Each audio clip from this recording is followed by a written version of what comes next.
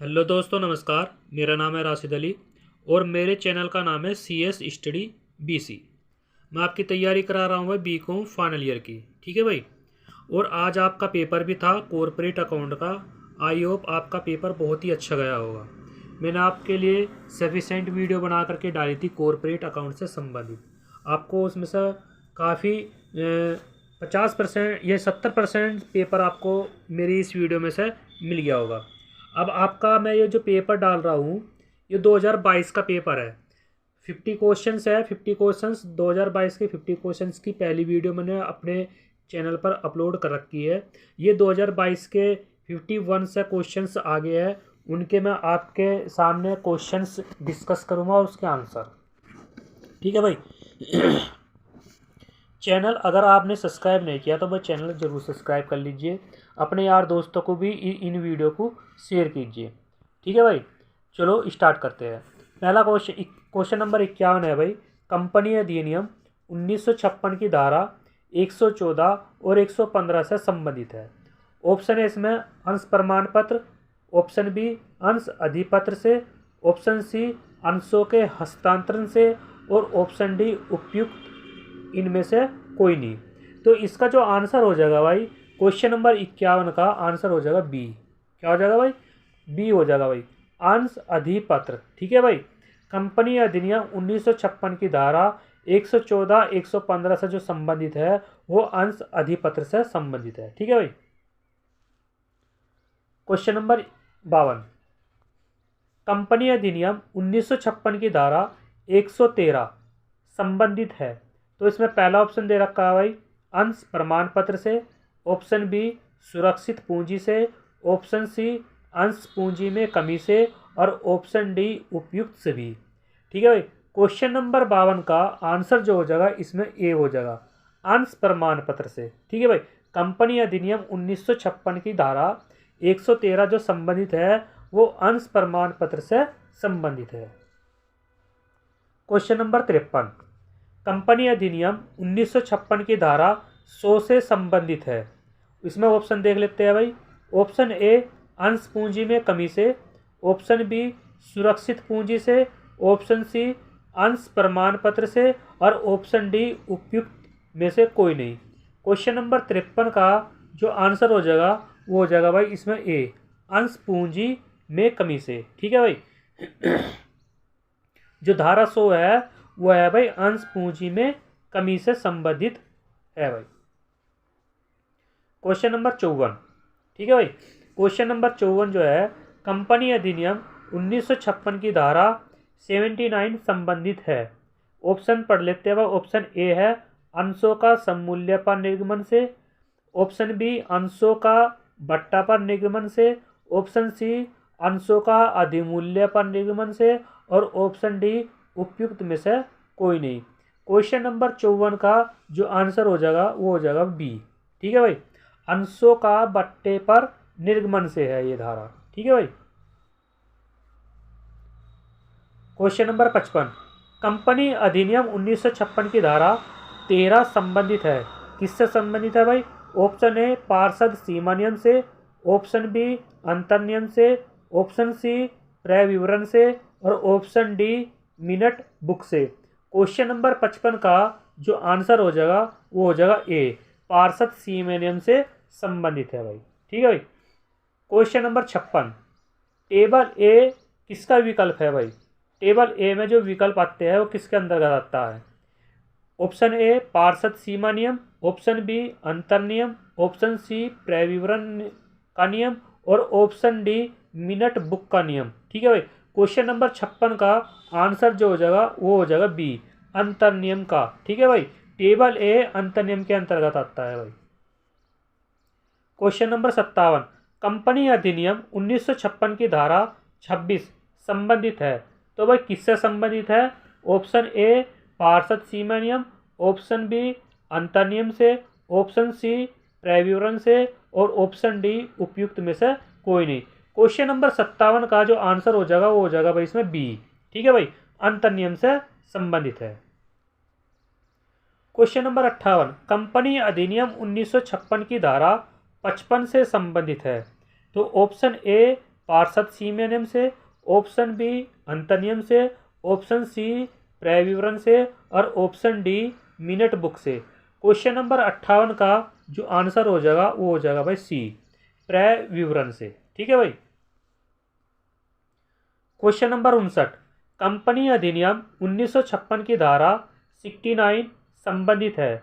Option पढ़ लेते हैं भाई, प्रविवरण से, ऑप्शन बी मिनट बुक से, ऑप्शन सी न्यूनतम अभिधान से और ऑप्शन डी उपयुक्त में से कोई नहीं। क्वेश्चन नंबर 59 का जो आंसर हो जाएगा वो हो जाएगा भाई आपका सी न्यूनतम अभिधान से संबंधित है धारा 69। ठीक है भाई। क्वेश्चन नंबर 60, कंपनी अधिनियम 1956 की धारा 78 सबसेक्शन 2 संबंधित है। तो ये किससे संबंध है भाई? ऑप्शन पढ़ लेते हैं। अधिमूल्य पर अंशों के निर्गमन से, ऑप्शन बी बट्टे पर अंशों के निर्गमन से, ऑप्शन सी सममूल्य पर अंशों के निर्गमन से और ऑप्शन डी उपयुक्त में से कोई नहीं। क्वेश्चन नंबर 60 का जो आंसर हो जाएगा वो हो जाएगा भाई ए अधिमूल्य पर अंशों के निर्गमन से संबंधित है 78 सेक्शन 2। ठीक है भाई धारा। क्वेश्चन नंबर 61, पार्षद सीमा नियम में परिवर्तन के लिए किसकी स्वीकृति आवश्यक है? तो ऑप्शन पढ़ लेते हैं भाई। सॉरी। ऑप्शन ए न्यायालय, ऑप्शन बी केंद्र सरकार, ऑप्शन सी राज्य सरकार, ऑप्शन डी उपयुक्त में से कोई नहीं। क्वेश्चन नंबर 61 का जो आंसर हो जाएगा वो हो जाएगा ए न्यायालय। पार्षद सीमा नियम में अगर कोई परिवर्तन करेगा तो उसमें न्यायालय की अनुमति लेनी पड़ेगी। ठीक है भाई, जब ही इसमें कुछ परिवर्तन हो सकता है। क्वेश्चन नंबर 62, निम्न में से कंपनी का चार्टर किसे कहते हैं? ठीक है भाई। क्वेश्चन नंबर 62 है, क्वेश्चन नंबर 62 है इसका ऑप्शन ए है पार्षद सीमा नियम, ऑप्शन बी अंतरनियम, ऑप्शन सी प्रविवरण और ऑप्शन डी उपयुक्त में से कोई नहीं। क्वेश्चन नंबर 62 का जो आंसर हो जाएगा वो हो जाएगा भाई ए। ठीक है भाई, आंसर ए हो जाएगा पार्षद सीमा नियम। क्वेश्चन नंबर 63, अंकेशन का कार्य प्रारंभ करने के पूर्व कंपनी अंकेशक को चाहिए कि क्या चाहिए कि भाई? ऑप्शन ए नियुक्ति संबंधी जांच कर ले, ऑप्शन बी व्यवसाय की प्रकृति का अध्ययन कर ले, ऑप्शन सी गत वर्ष के अंकेशन प्रतिवेदन का अध्ययन कर ले और ऑप्शन डी उपयुक्त सभी। क्वेश्चन नंबर 63 का जो आंसर हो जाएगा वो हो जाएगा भाई उपयुक्त सभी। इसमें सभी ऑप्शन सही है। क्वेश्चन नंबर 64, सार्वजनिक कंपनी का अंकेशन होता है। जो सार्वजनिक कंपनी है इसमें अंकेशन कैसा होना चाहिए भाई? ठीक है, आप बता दो भाई कैसा होना चाहिए भाई। ऑप्शन ए ऐच्छिक, ऑप्शन बी पूर्ण, ऑप्शन सी अनिवार्य या उपयुक्त में से कोई नहीं। सार्वजनिक कंपनी का जो अंकेशन है वो अनिवार्य है। क्या है भाई? अनिवार्य है भाई। ठीक है। क्वेश्चन नंबर 65, साझेदारी फर्म का अंकेशन होता है तो किस प्रकार का होता है भाई? ऑप्शन ए अनिवार्य, ऑप्शन बी ऐच्छिक, ऑप्शन सी वैकल्पिक और ऑप्शन डी उपयुक्त में से कोई नहीं। तो इसका आंसर हो जाएगा बी, यो ऐच्छिक है भाई। ठीक है, साझेदारी फर्म का अंकेशन ऐच्छिक है, ये इसके ऊपर मर्जी है, ये करा भी सकता है नहीं भी, ऐच्छिक है इसके ऊपर भाई। ठीक है। एकाकी व्यापार का जो अंकेशन है वो किसके लिए है भाई? क्वेश्चन नंबर 66 का जो आंसर हो जाएगा यो भी भाई बी हो जाएगा। एकाकी व्यापार का अंकेशन भी ऐच्छिक है और साझेदारी व्यापार का भी अंकेशन ऐच्छिक होता है भाई। ठीक है। क्वेश्चन नंबर 67, प्रन्यासों का अंकेशन होता है। ऑप्शन ए अनिवार्य, ऑप्शन बी ऐच्छिक, ऑप्शन सी वैकल्पिक और ऑप्शन डी उपयुक्त में से कोई नहीं। क्वेश्चन नंबर 67 का जो आंसर हो जाएगा वो हो जाएगा ऐच्छिक। ठीक है भाई। क्वेश्चन नंबर 68, सहकारी संस्थाओं का अंकेशन होता है। जो सहकारी संस्थाएं हैं उनका अंकेशन किस प्रकार का होगा भाई? ऑप्शन ए ऐच्छिक, ऑप्शन बी अनिवार्य, ऑप्शन सी वैकल्पिक और ऑप्शन डी उपयुक्त में से कोई नहीं। क्वेश्चन नंबर 68 का जो आंसर हो जाएगा वो हो जाएगा बी अनिवार्य हो जाएगा भाई। ठीक है। हरास चार्ज किया जाता है तो जो हरास चार्ज किया जाता है वो किन पर किया जाएगा? ऑप्शन ए केवल स्थायी संपत्ति पर, ऑप्शन बी केवल चालू संपत्तियों पर, ऑप्शन सी सभी संपत्तियों पर, और ऑप्शन डी उपयुक्त में से कोई नहीं। जो ह्रास है, ठीक है भाई, जो ह्रास है वो सिर्फ ओनली केवल फिक्स एसेट्स जो होती है उन पर किया जाता है, यानी कि केवल स्थायी संपत्तियों पर ही ह्रास लगाया जाता है और किसी चीज पर ह्रास नहीं लगाया जाता। क्वेश्चन नंबर 70, ह्रास उत्पन्न होता है तो कैसे उत्पन्न होगा भाई? ऑप्शन ए केवल संपत्ति के प्रयोग के कारण, ऑप्शन बी केवल अप्रचलन के कारण, ऑप्शन सी किसी भी कारण, और ऑप्शन डी उपयुक्त सभी। क्वेश्चन नंबर 70 का आंसर जो हो जाएगा वो हो जाएगा सी, किसी भी कारण से। क्यों आप सोच रहे होगे कि भाई इसका आंसर डी आ जाएगा, इसका आंसर डी नहीं आएगा। जो ह्रास उत्पन्न होता है वो किसी भी कारण से हो सकता है, ठीक है भाई, तो इसमें इसका राइट आंसर सी हो जाएगा। भाई मैं आपकी तैयारी जो आपका ऑडिटिंग है उसकी फुल तैयारी कराऊंगा, ठीक है भाई। आपको ये शाम को एक वीडियो मिल जाएगी, ठीक, फिर सुबह को भी आपको एक वीडियो मिल जाएगी, फिर शाम को भी एक वीडियो मिल जाएगी। इस तरीके से मैं आपका ऑडिटिंग का जो भी मतलब कॉन्सेप्ट है, जो भी मतलब मटेरियल है मेरे पास, मैं आपके पास प्रोवाइड करा दूंगा। उसमें से आपका 90% पेपर कहीं नहीं जाने का भाई, ठीक है, 90% पेपर उन वीडियो में से कहीं नहीं जाने का। क्वेश्चन नंबर 71, अगर भाई चैनल को सब्सक्राइब नहीं किया हुआ तो चैनल को जरूर सब्सक्राइब कर लीजिए, आपसे रिक्वेस्ट है भाई, ठीक। क्वेश्चन नंबर 71, संपत्ति पर लगातार प्रयोग, जो संपत्ति पर लगातार प्रयोग होता है वो किस कारण से होता है? ऑप्शन पढ़ लेते हैं भाई। ऑप्शन ए ह्रास का आंतरिक कारण है, ऑप्शन बी ह्रास का बाह्य कारण है, ऑप्शन सी ए और बी दोनों, और ऑप्शन डी उपयुक्त में से कोई नहीं। क्वेश्चन नंबर 71 का जो आंसर हो जाएगा वो हो जाएगा भाई आपका ए, ह्रास का आंतरिक कारण है। संपत्ति का जो लगातार प्रयोग होता है वो ह्रास का आंतरिक कारण होता है भाई, ठीक है। क्वेश्चन नंबर 72, संपत्तियों का अप्रचलन है, ठीक है भाई, तो ऑप्शन पढ़ लेते हैं। ह्रास का आंतरिक कारण है, ऑप्शन बी ह्रास का बाह्य कारण है, ऑप्शन सी ए और बी दोनों, और ऑप्शन डी उपयुक्त में से कोई नहीं। क्वेश्चन नंबर 72 का जो आंसर हो जाएगा वो हो जाएगा बी, ठीक, ह्रास का बाह्य कारण होता है अप्रचलन। संपत्तियों जो अप्रचलन होता है वो ह्रास का बाह्य कारण होता है, ठीक है भाई। क्वेश्चन नंबर 73, आयोजन किया जाता है, तो जो आयोजन होता है वो किस प्रकार होता है? ऑप्शन पढ़ लेते हैं। ऑप्शन ए विशेष उद्देश्य से, ऑप्शन बी सामान्य उद्देश्य से, ऑप्शन सी अन्य उद्देश्य से, और ऑप्शन डी उपयुक्त में से कोई नहीं। क्वेश्चन नंबर 73 का जो आंसर हो जाएगा वो हो जाएगा भाई आपका ए, विशेष उद्देश्य से, ठीक है भाई। क्वेश्चन नंबर 74, संचय किया जाता है, संचय किया जाता है, तो ऑप्शन पढ़ लेते हैं। ऑप्शन ए सामान्य उद्देश्य से, ऑप्शन बी विशिष्ट उद्देश्य से, ऑप्शन सी अन्य उद्देश्य से, और ऑप्शन डी उपयुक्त में से कोई नहीं। तो इसमें जो आंसर हो जाएगा वो हो जाएगा भाई आपका ए, सामान्य उद्देश्य से संचय किया जाता है। कंपनी में जो संचय रिजर्व बनाया जाता है वो सामान्य उद्देश्य से बनाया जाता है, जिससे वर्करों को, कर्मचारियों को समय पर भुगतान होता रहे, उनको बोनस मिलता रहे, लाभांश मिलता रहे, और जिससे उसके कर्मचारी खुश होकर के अपना कार्य प्रगति पर करते रहे, ठीक है भाई। क्वेश्चन नंबर 75, शोधन कोष बनाया जाता है, जो शोधन कोष है यानी कि सिंकिंग फंड है वो किस लिए बनाया जाता है? ऑप्शन ए विशेष उद्देश्य के लिए, ऑप्शन बी सामान्य उद्देश्य, ऑप्शन सी ए और बी दोनों, और ऑप्शन डी उपयुक्त में से कोई नहीं। क्वेश्चन नंबर आपका जो 75 है इसका आंसर ए हो जाएगा, विशेष उद्देश्य के लिए सिंकिंग फंड बनाया जाता है कंपनी के अंदर, ठीक है भाई। क्वेश्चन नंबर 76 है, निम्नलिखित में से कौन सा कार्य अंकेशक का है, ठीक है भाई। अब इसमें हमें बताना कि जो कौन सा कार्य अंकेशक का है। ऑप्शन ए खाते की गणितीय शुद्धता की जांच करना, ऑप्शन बी अशुद्धियों को ढूंढना और उसको रोकना, ऑप्शन सी कपट को ढूंढना और उसको रोकना, और ऑप्शन डी उपयुक्त सभी।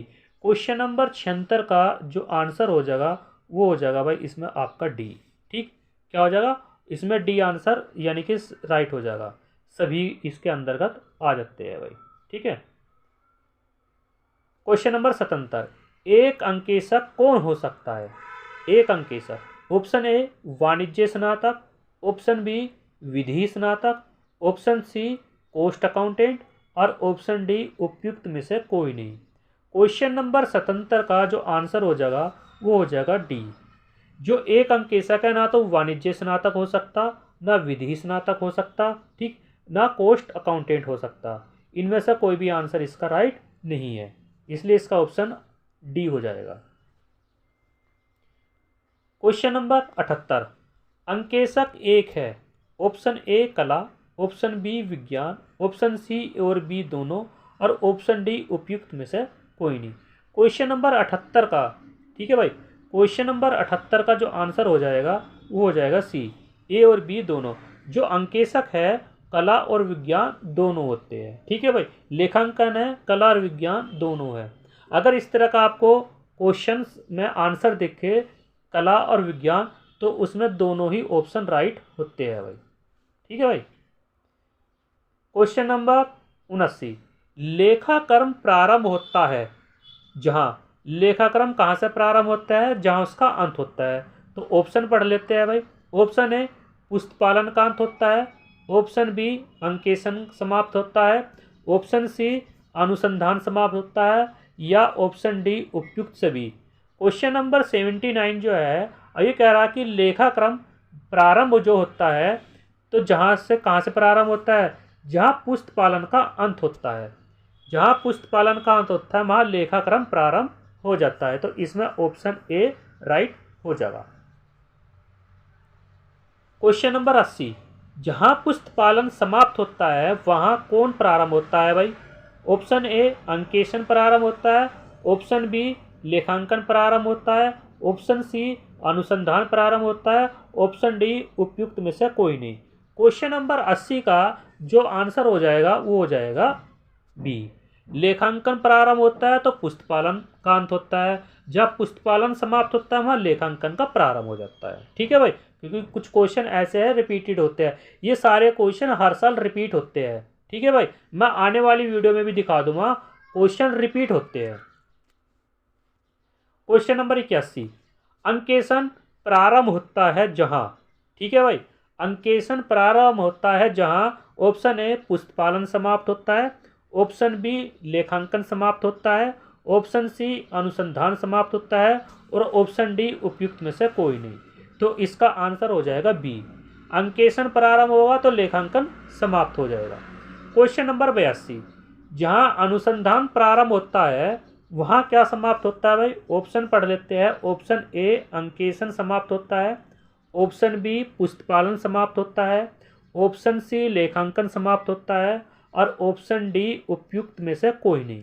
क्वेश्चन नंबर 82 का जो आंसर हो जाएगा वो हो जाएगा आपका ए, अंकेशन समाप्त होता है भाई, ठीक है। क्वेश्चन नंबर 83, प्रत्येक व्यवसाय के लिए प्रत्येक व्यवसाय के लिए लेखाक्रम होता है। अब जो लेखाक्रम होता है वो क्या होता है? वो ऑप्शन ए विलासिता, ऑप्शन बी आवश्यकता, ऑप्शन सी प्रतिष्ठामूलक और ऑप्शन डी उपयुक्त में से कोई नहीं। क्वेश्चन नंबर 83 का जो आंसर हो जाएगा वो हो जाएगा भाई आपका ए, विलासिता। प्रत्येक व्यवसाय के लिए जो लेखाक्रम होता है वो विलासिता के अनुसार होता है, ल्यूक्सेरी, ठीक है भाई। क्वेश्चन नंबर 84, एक पेनरी के लिए अंकेशन होता है। जो एक पनेरी है, ठीक, एक पनेरी का जो अंकेशन है वो क्या है भाई? ऑप्शन ए आवश्यकता है, ऑप्शन बी विलासिता है, ऑप्शन बी मितव्ययिता है, ऑप्शन डी उपयुक्त में से कोई नहीं। क्वेश्चन नंबर 84 का जो आंसर हो जाएगा वो हो जाएगा भाई बी, विलासिता, ठीक है भाई। एक पनेरी के लिए जो अंकेशन होता है वो विलासिता होता है। क्वेश्चन नंबर 85, टाटा कंपनी के लिए अंकेशन किस प्रकार का है भाई? ए आवश्यकता है, ऑप्शन बी विलासिता है, ऑप्शन सी प्रतिष्ठामूलक है और या ऑप्शन डी उपयुक्त में से कोई नहीं। क्वेश्चन नंबर 85 का जो आंसर है वो ए हो जाएगा। टाटा कंपनी जो है एक सार्वजनिक कंपनी है और उसके लिए जो अंकेशन है वो एक आवश्यकता है, ठीक है भाई, ऐच्छिक नहीं है, आवश्यकता है उसकी, ठीक है भाई। क्वेश्चन नंबर 86, मानवीय स्मरण शक्ति होती है। जो मानवीय स्मरण है, ह्यूमन मेमोरी पावर जो है वो क्या होती है? ऑप्शन ए असीमित होती है, ऑप्शन बी सीमित होती है, ऑप्शन सी छीनन होती है, या ऑप्शन डी उपयुक्त में से सभी। क्वेश्चन नंबर 86 का जो आंसर है वो हो जाएगा इसमें आपका बी। ठीक है भाई, जो मानवीय स्मरण शक्ति है वो सीमित होती है। ठीक है भाई। क्वेश्चन नंबर 87, चार्टेड अकाउंटेंट होते हैं। जो चार्टेड अकाउंटेंट होते हैं वो क्या होते हैं भाई? ऑप्शन ए निपुण अंकेशक होते हैं, ऑप्शन बी सरकारी अंकेशन होते हैं, ऑप्शन सी पेशेवर अंकेशक होते हैं, या ऑप्शन डी उपयुक्त में से कोई नहीं। क्वेश्चन नंबर 87 का जो आंसर हो जाएगा वो हो जाएगा सी। जो चार्टेड अकाउंटेंट होते हैं वो पेशेवर अंकेशक होते हैं। क्या होते हैं भाई? पेशेवर अंकेशक होते हैं। क्वेश्चन नंबर 88, अंकेशक में पुस्तपालन का लेखाक्रम का ज्ञान होना चाहिए। ऑप्शन ए उपार्जित ज्ञान है, ऑप्शन बी जन्मजात गुण है, ऑप्शन सी मौखिक गुण है, और ऑप्शन डी उपयुक्त सभी। ठीक है भाई। क्वेश्चन नंबर 88 का जो आंसर हो जाएगा वो हो जाएगा ए उपार्जित ज्ञान। आपने देखा होगा ज़्यादातर ऑप्शनों में उपयुक्त सभी है, तो इसकी गलती मत करना भाई, क्योंकि ये अंकेशक है। ठीक, ऑडिटिंग का पेपर है और ऑडिटिंग के पेपर में बहुत ही मतलब आपको बहुत अच्छे से तैयारी करनी पड़ेगी। ठीक है, क्योंकि आपने देखा होगा कोई बहुत ज़्यादातर क्वेश्चन उपयुक्त सभी है और आप सोच रहे हो कि सभी का आंसर उपयुक्त सभी होना चाहिए, पर नहीं, क्योंकि क्वेश्चन जो एग्जामिनर बनाता है बहुत घुमाव फिराव बनाता है, इसलिए ज़्यादातर उसने क्वेश्चनों में आंसर जो रख रखे वो उपयुक्त सभी रख रखे, पर वे उपयुक्त सभी नहीं है। ठीक है, अगर आपने बुक को अच्छे से एनालाइज किया है, अच्छे से पढ़ा है, तो आप आंसर को अच्छे से टिक करके आ जाओगे, मतलब उसको समझ कर आ जाओगे, उस आपका पेपर बहुत अच्छा जाएगा। अगर आपने ऊपर ऊपर पढ़ा है तो मैं नहीं मानता कि वह आपका पेपर अच्छा जाएगा। ठीक है, तो इसलिए ऑडिटिंग का पेपर आप अच्छे से करना, इसलिए 88 क्वेश्चन का आंसर आपका ए हो जाएगा। ठीक है भाई। क्वेश्चन नंबर 89, अंकेशन का तकनीकी ज्ञान होना चाहिए। जो अंकेशन का तकनीकी ज्ञान है वो क्या होना चाहिए? ऑप्शन ए जन्मजात होना चाह, ऑप्शन बी उपार्जित होना चाह, ऑप्शन सी मौलिक होना चाह, ऑप्शन डी उपयुक्त में से कोई नहीं। ये क्वेश्चन नंबर 89 का जो आंसर हो जाएगा भाई आपका, ठीक, वो हो जाएगा आपका बी।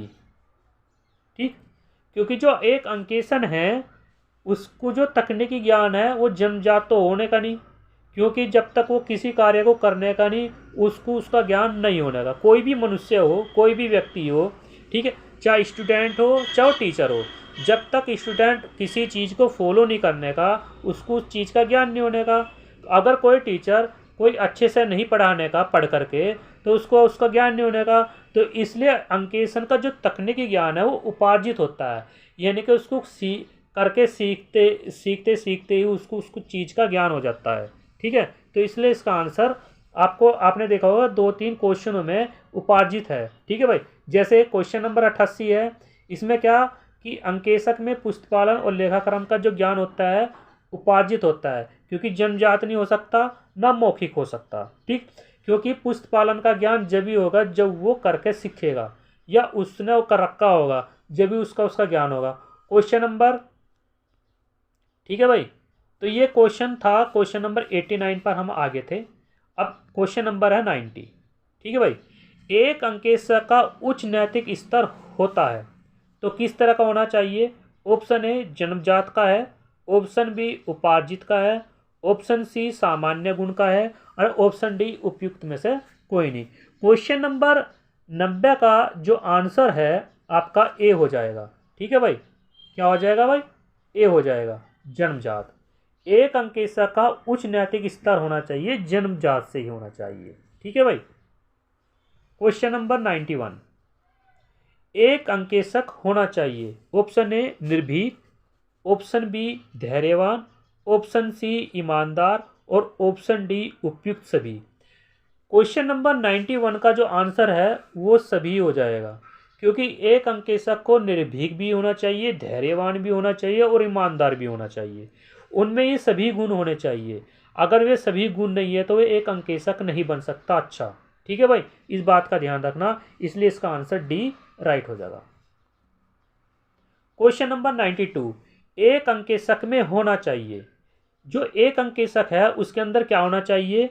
ऑप्शन ए चतुराई, ऑप्शन बी ईमानदारी, ऑप्शन सी नैतिकता और ऑप्शन डी उपयुक्त सभी। तो क्वेश्चन नंबर 92 का आंसर भी डी हो जाएगा, क्योंकि उसके अंदर भी ये चीज़ें होनी चाहिए।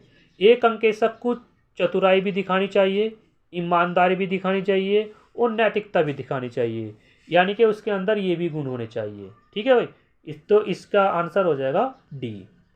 क्वेश्चन नंबर 93, एक अंकेशक को नहीं होना चाहिए। जो एक अंकेशक है उसको क्या नहीं होना चाहिए? ऑप्शन पढ़ लेते हैं। ऑप्शन ए चतुर, ठीक है, एक अंकेशक को चतुर भी होना चाहिए।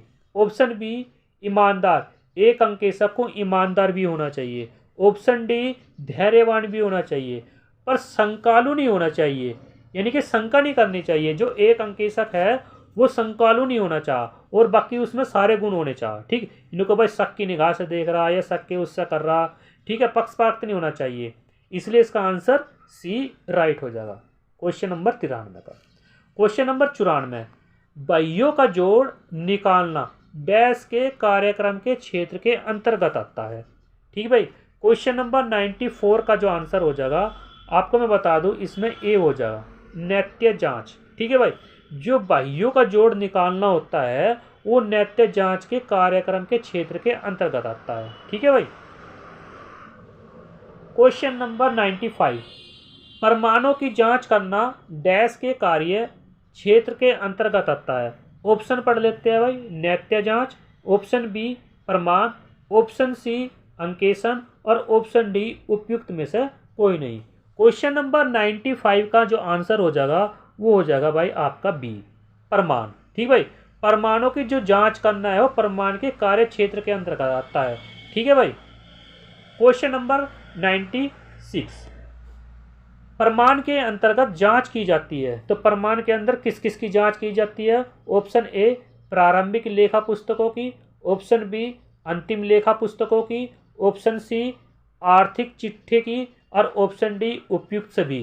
क्वेश्चन नंबर 96 का जो आंसर हो जाएगा वो हो जाएगा ए, प्रारंभिक लेखों की पुस्तकें की जांच की जाती है प्रमाण के अंतर्गत। उसमें ये देखा जाता है कि भाई किस किस तारीख को कौन कौन से लेखे हुए, कौन से लेन देन हुए, किसको उधार दिया, किसी को नकद दिया। ठीक, एक अंकेशक सबसे पहले इसी की जांच करता है, बाकी और दूसरी जांच करता है। ठीक है भाई, सबसे पहले प्रारंभिक लेन देनों का लेखा देखता है, वाउचर देखता है। ठीक है भाई, कि उसने कौन कौन सी एंट्री की है कंपनी ने अपने यहाँ से, कितना माल आया, कितना माल गया है। ठीक है भाई। क्वेश्चन नंबर 97, लेखांकन की पुस्तकों में किए गए लेखों की सत्यता का प्रमाण देने वाले प्रपत्र ही प्रमाणक कहे जाते हैं। यह किसकी परिभाषा है, यानी कि किसने कहा। ठीक है भाई। क्वेश्चन नंबर 97 है, option A J.R. Batliboi, option B Lancaster, option C Spicer एवं पेगलर और ऑप्शन डी उपयुक्त में से कोई नहीं। क्वेश्चन नंबर 97 का जो आंसर हो जाएगा वो हो जाएगा आपका ए, J.R. बोटलीबाय ने ये परिभाषा दी है। अगर भाई चैनल को सब्सक्राइब नहीं किया तो भाई चैनल को जरूर सब्सक्राइब कर लीजिए, और ये वीडियो अपने दोस्तों, अपने जो भी फ्रेंड सर्किल है उसमें शेयर कीजिए, और चैनल को ज़्यादा से ज़्यादा आप सब्सक्राइब कीजिए, आपसे रिक्वेस्ट है भाई। ठीक है, क्योंकि मैं आपकी तैयारी करा रहा हूँ धांसू, और आपकी अभी आपने कॉर्पोरेट का पेपर देखा होगा, आपको सफिशेंट उसमें से आपको 90% पेपर उन वीडियो में से मिल गया होगा। ठीक है, अब ये ऑडिटिंग का पेपर है आपका 25 तारीख का। ठीक है, इसमें लगातार आपको वीडियो मिलती रहेगी। ये 2022 का पेपर है आपका। ठीक है, 2022 के पहले 50 क्वेश्चन की वीडियो मैंने पहले ही अपलोड रखी है। ये आपकी दूसरी वीडियो है, 51 क्वेश्चन से लेकर 100 क्वेश्चन तक। ठीक है भाई, और फिर आगे मैं आपको हर चैप्टर की डिटेल्स एंड मतलब आपको प्रोवाइड कराऊंगा क्वेश्चन जो हर साल रिपीट होते हैं।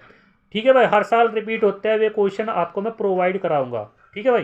क्वेश्चन नंबर 98, प्रमाणक संबंधित होना चाहिए, तो किससे होना चाहिए भाई? ऑप्शन ए गत वर्ष से, ऑप्शन बी चालू वर्ष से, ऑप्शन सी दोनों वर्ष से और ऑप्शन डी उपयुक्त में से कोई नहीं। 98 का क्वेश्चन आंसर हो जाएगा चालू वर्ष से थी। ठीक है भाई, चालू वर्ष से इसका आंसर राइट हो जाएगा। क्वेश्चन नंबर 99, प्रत्येक प्रमाणक पर हस्ताक्षर होने चाहिए। तो प्रमाणक यानी कि जो आपका वाउचर होता है, यानी कि जो कंपनी जहाँ से आप सामान खरीद कर लाते हो और कंपनी आपको बिल काट करके देता है, ठीक, तो पूछ रहा वहाँ किसके हस्ताक्षर होने चाहिए। ऑप्शन ए लेखापाल के, ऑप्शन बी प्रबंधक के, ऑप्शन सी उत्तरदायी अधिकारी के और ऑप्शन डी उपयुक्त सभी के। यानी कि जो प्रत्येक प्रमाणक पर हस्ताक्षर होने चाहिए, तो किसके होने चाहिए, जो उत्तरदायी अधिकारी होता है। यानी कि अगर आपने सेल्स करी है तो सेल्स से संबंधित जो अधिकारी होगा उसके साइन होने चाहिए उस वाउचर पर। ठीक है भाई, जब ही वो सफिशेंट यानी कि माना जाता है। और भाई ये आपका लास्ट क्वेश्चन है, क्वेश्चन नंबर 100। ठीक है भाई, आपसे एक बार और रिक्वेस्ट है भाई, अगर आपने चैनल को सब्सक्राइब नहीं किया तो भाई चैनल को ज़रूर से ज़रूर सब्सक्राइब कीजिए, क्योंकि आप सब्सक्राइब करोगे, आप लाइक करोगे, मुझे मोटिवेशन मिलेगा तो मैं आपके लिए सफिशेंट वीडियो बनाऊंगा और आपके लिए वो वीडियो आएगी जो मतलब कोई भी टीचर आपको प्रोवाइड नहीं कराता। ठीक है, मैं आपको वो वीडियो प्रोवाइड कराऊंगा जो सफिशेंट होगी और आपको पेपर में एज इट इज़ के वही क्वेश्चन आपको देखने को मिलेगी और आपने कॉर्पोरेट अकाउंट के पेपर में देख भी लिया होगा। ठीक है भाई, क्वेश्चन नंबर 100, क्रेता द्वारा लौटाए गए माल का लेखा होना चाहिए। ठीक है भाई, क्रेता द्वारा लौटाए गए माल का लेखा होना चाहिए और किस में होना चाहिए। ऑप्शन ए बिक्री वापसी बही में, ऑप्शन बी स्टॉक खाते में, ऑप्शन सी दोनों खाते में और ऑप्शन डी उपयुक्त में से कोई नहीं। ठीक है भाई, क्वेश्चन नंबर 100 का जो आंसर है वो हो जाएगा आपका सी, बिक्री वापसी में भी होना चाहिए लेखा और स्टॉक खाते में भी होना चाहिए। ठीक है भाई, अगर स्टॉक ना होता उसकी जगह और कोई होता तो इसका आंसर हो जाता आपका ए। ठीक है भाई, ये आंसर राइट हो जाता, तो इसलिए इसका आंसर आपका दोनों है, ऑप्शन सी। तो इस तरह से आपका 2022 का जो पेपर आया था ऑडिटिंग का 100 क्वेश्चन पूरे हो गए। 50 क्वेश्चन की पहले वीडियो अपलोड कर रखी है, उसको देख लेना जा करके। ये 2022 की 51 से 100 तक के क्वेश्चन है, ये दूसरी वीडियो है, इसको देख लेना। और बाकी आपको सुबह को भी एक नई वीडियो मिल जाएगी, यानी कि आपका जब तक पेपर नहीं होने का पूरे ऑडिटिंग की वीडियो की अपलोडिंग मैं आपको करता रहूँगा सफिशेंट, यानी कि क्वेश्चन उससे बाहर नहीं जाने के। इस चीज़ का ध्यान रखना भाई। ठीक है भाई, थैंक यू, नमस्कार।